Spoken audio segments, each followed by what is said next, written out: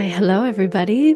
Welcome back to another episode of Creative Diaries. I am your host, Lillian, and I'm here with my coffee. I was debating whether or not I wanted to sit down and do this recording today because I didn't get too much sleep last night. The moon will be full officially tomorrow in Gemini, and I have a Gemini moon, and last night the moonlight was pouring through the window and my mind was incredibly active. It was really, really intense, and I had to do a lot of work somatically around like releasing my jaw, releasing the muscles in my face and my skull.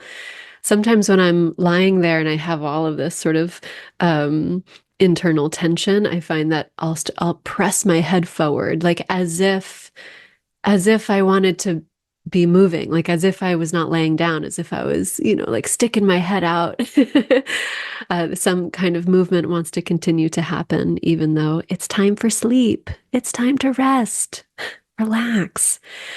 Also, I did stay up until like 1:30 in the morning watching a really stupid action movie. So, so I can't blame the moon on that one. So that's on me. But I do love a good stupid movie. I love them. I love them so much. It's my guilty pleasure. So we'll see how this goes. I often sort of waffle in these moments when I'm feeling tired, where I'm like, okay, is this the moment to rally? Is this the moment to sort of get my motivation and my motor going? Or is this a moment that I need to listen to myself and rest? And honestly, that line for me is really hard to find. I do notice a perfectionist part in me starts to come out where I now almost have this fear to do anything really if I'm feeling tired. It's as if it's as if that signal of feeling fatigued or tired is like it's an all or nothing thing. I'm like, oh, I missed 1 hour of sleep last night. That means I have to take the whole day off.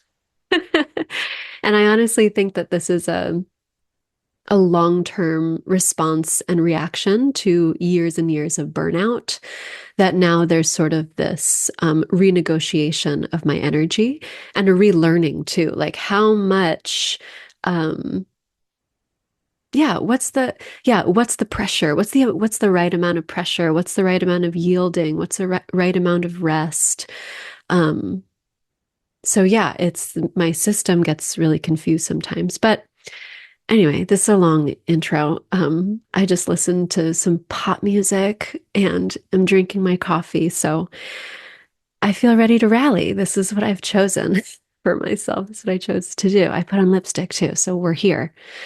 Um, I wanted to talk about something that I've been grappling with for years, and I feel that I have enough awareness where I am on my journey to be able to even put language to it and speak to it. However, I'm still very much working with this in my own psyche, in my own soma, and in my own life.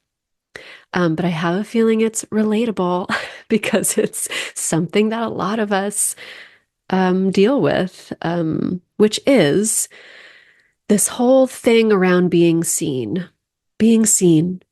wanting to be seen, fears around being seen, especially as a creative person, as an artist, as someone, honestly, just as a human. Really is relatable for everybody. But I think there is a very specific sensitivity among us artists and more tender, sensitive folks.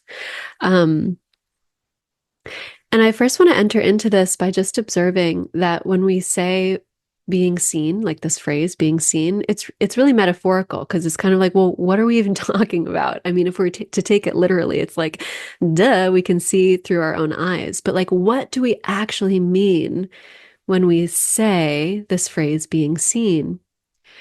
And I think what we were really meaning and wanting and talking about is being loved.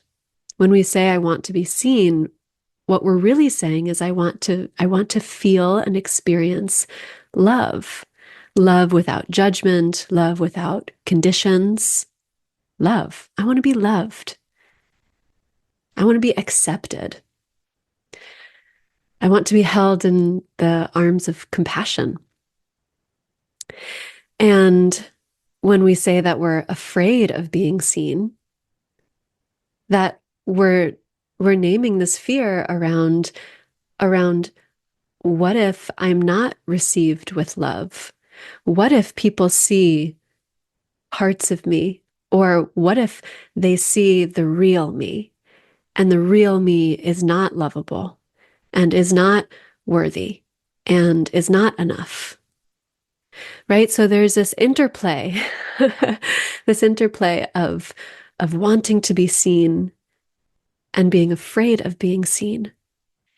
And I think it really all comes down to love and the way that we see and perceive ourselves, first and foremost. And then also what we've experienced in our intimate relationships, in our familial relationships, in our friendships with our intimate partners, romantic partners, the relationship we have with the world, with society, with the culture that we were born into. Yeah, so it really has to do with love.